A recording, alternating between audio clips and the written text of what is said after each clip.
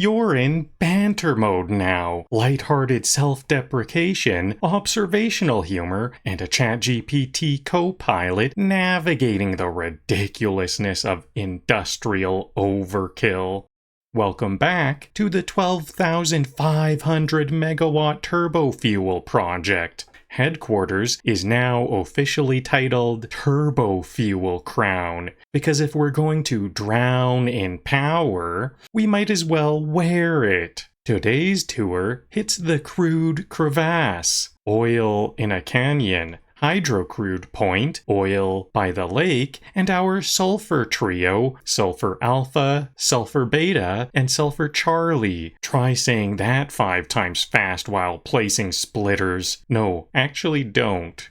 First order of business, I messed up at the Crude Crevasse. I didn't run enough belts for the fuel byproduct. Throughput choked, storage sad, machines judgy. So we're fixing it, adding another belt and a paired storage line so overflow actually flows. Then I'll burn the regular fuel for power, then I'll burn the regular fuel for power temporarily while we blueprint our way to turbo fuel. I refuse to get used to vanilla fuel. This is a rebound relationship at best. Next, we put that byproduct polymer resin to work, spinning it into plastic, pairing with a convenient copper vein, and cranking out almost 6 computers per minute. Because if this factory doesn't eat motherboards for breakfast, why are we even streaming?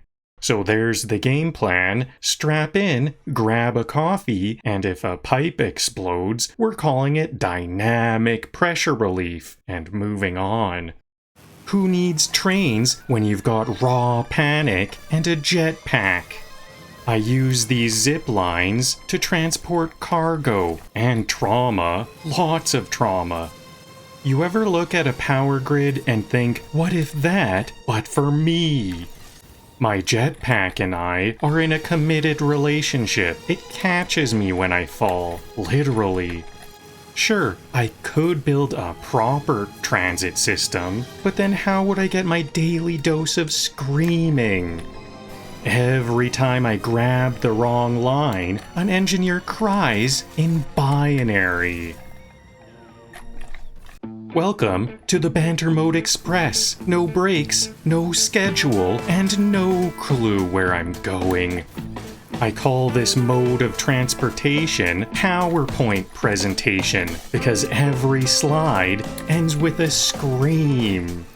Technically, I'm not flying, I'm just falling with velocity bias. This isn't chaos, it's logistics jazz.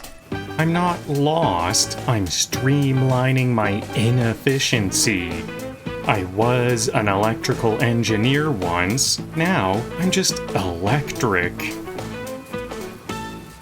Well, that escalated productively. I set out today thinking I was ready to build computers. Turns out, I was actually ready to build a whole surprise silica factory because I got just a little too fancy with my honeycombed windowed conveyor lifts. Style has a price, and apparently that price is sand.